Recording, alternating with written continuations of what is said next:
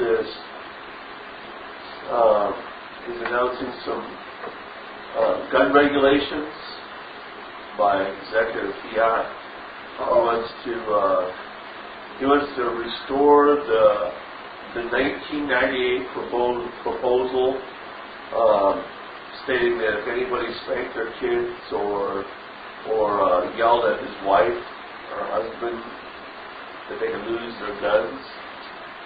Misdemeanor domestic violence. I don't worry about that. Go ahead. If you ever think about this, misdemeanor domestic violence. You shall this would be spanking your kids or yelling at your wife or husband. This is actually yelling at your wife or your wife slapping the husband. The ATF also wants to revoke gun rights for those government declares mentally unfit, which is easy to do because the official diagnosis system for mental disorders in the United States, the DSM-5, is so broad that almost every form of human behavior can be diagnosed by some form of mental illness. We're all a bunch of crazy people running around. For example, in 2012, the Department of Veteran Affairs sent out letters to veterans stating that based on evidence, their competency was under review, and if bureaucrats decided to rate the veteran incompetent, they would be prohibited from purchasing, possessing, and receiving or transporting a firearm or ammunition. The letter provided no specifics on the reasons for the proposed finding of incompetency, just that it's based on a determination by somebody in the VA. Constitutional attorney Michael Conley, J.D., wrote on the subject. The National Rifle Association warned that such regulation creates disincentives for those who need mental health treatment to seek it, increasing whatever risks are associated with untreated mental illness. A person who experiences a temporary reaction to a traumatic event or who has trouble handling household finances may well be treated the same as a violent psychopath, the NRA said. The other proposed regulations include rules on firearm storage, restrictions on so-called high-powered pistols, but it's not clear yet how the administration will define them. Even if the proposed rules are not enacted, the federal government is using them to test the public's reaction to see what it can get away with. As was the case with ATF's recent proposal of AR-15 ammo ban, the agency later dropped. The ATF was trying to ban M855 AR-15 ammunition popular with sport shooters back in February by declaring it armor-piercing, despite the ammo contained lead, which exempts it from the classification according to the law. What's interesting is that they're trying to revive a proposal from the Justice Department, Bureau of Tobacco Firearms, back in 1998, which happened to be the last 2 years of Bill Clinton. Imagine that. Well, you put that together with the new proposal that in order to carry a firearm, you have to have liability insurance. That make it almost impossible to have a firearm, and that's what they're trying. They're trying to skirt the law. Yeah. Well, that's why they say guys don't run out of bullets. Yeah, they just killed a guy, is ISIS sympathizer, shot him twice, the police did, with a big knife. Shot him twice with a big knife? Yeah, he was, that circus thing. He came at the police officers, they told him to stop. And of course, his family says he... Yes, if it's going to be a gunfight, don't bring a knife. Yes. Yes. Bird flu death toll climbs 42 billion. Tens of deaths in the United States. A staggering 42 billion. I can remember when we were talking 22 billion not too long ago. You know, it's interesting what you were saying about that is with all the protection they're trying to give these animals, then you have wild animals you would think you'd see a lot more than 42 million laying around dead. Yeah. Because they don't have any protection at all. Yeah. And the free rangers aren't seeing it hardly ever because, of course, they give them their own food. They have their own mixes that they give them, or else they free range on the ground and eat grass. So I'm thinking it's getting transported into food, and they're doing it on purpose. That's what I think. Exactly. Deliberately. People think it's a conspiracy theory, but in order to control the masses, you have to control the food supply. You can't afford beef. You can't afford beef. So what do most people, their diet consists of right now? Chicken.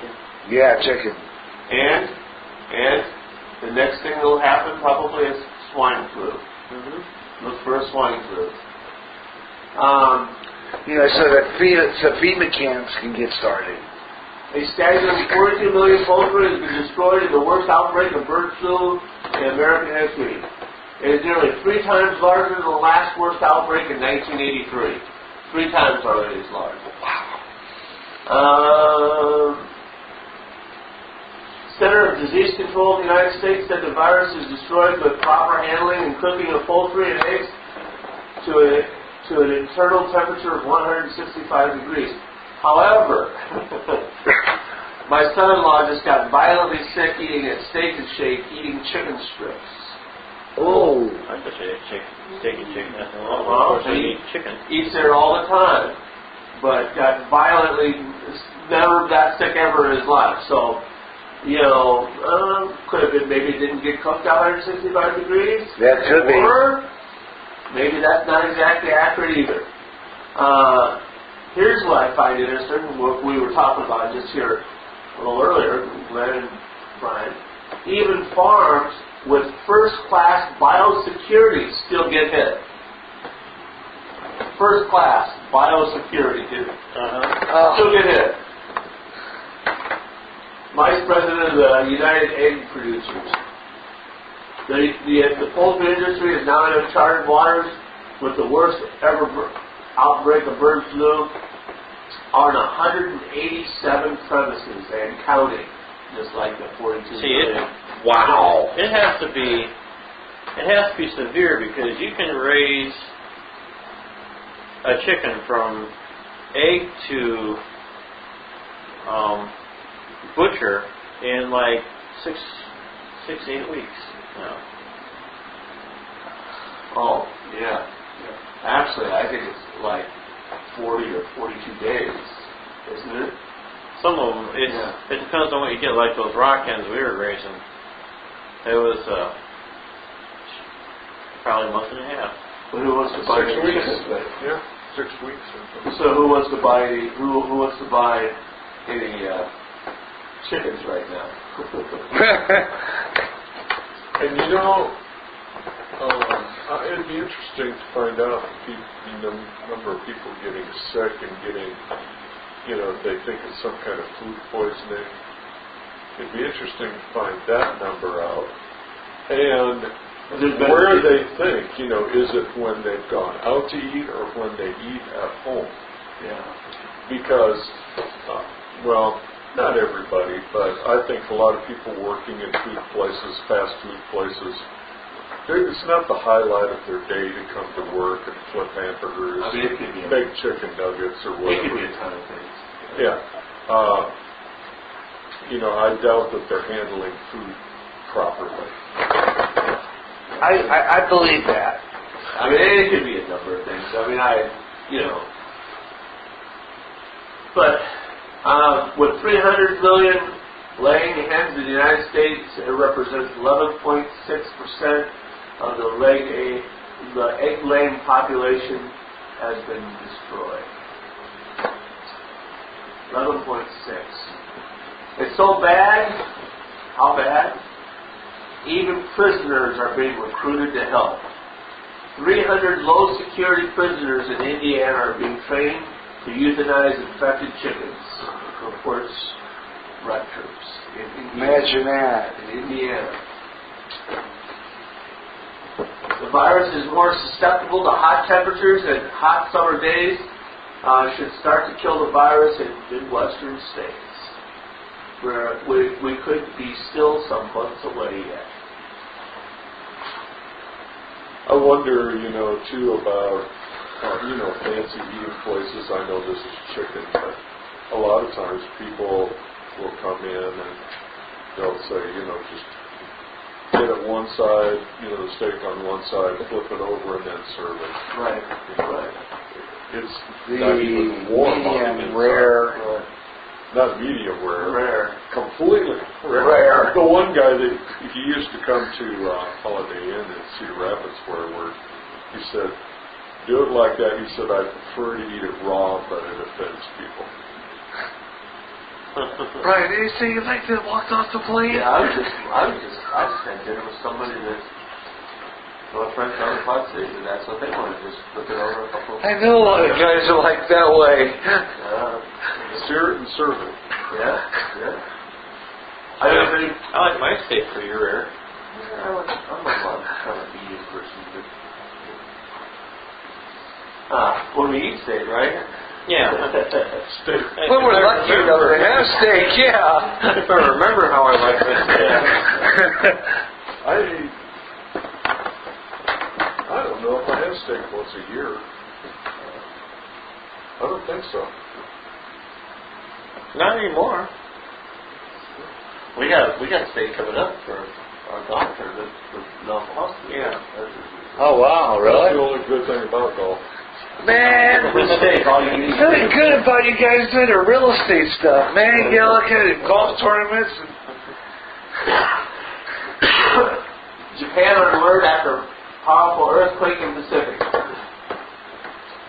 Seismologists have warned Japan to stay vigilant for the next big one after a 7.8 magnitude earthquake struck off the coast of the country, injuring a dozen people. Just recently. Yes, this is May 31st. Saw that online. May 31st. Buildings swayed for about a minute in Tokyo on Saturday night as the earthquake struck at a remote spot in the Pacific Ocean, 542 miles south of the capital, U.S.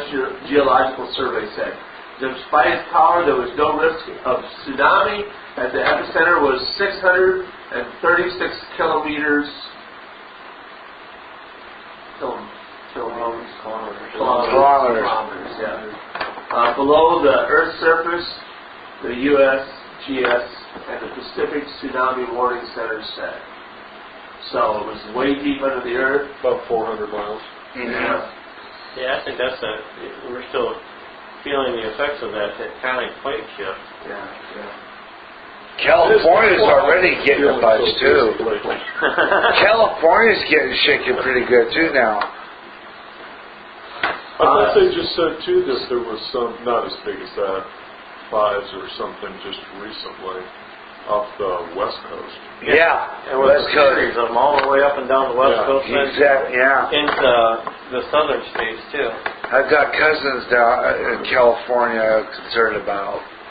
By the way, it currently showing is New San Andreas, and the San Andreas Moody. They get hit by a 9.8.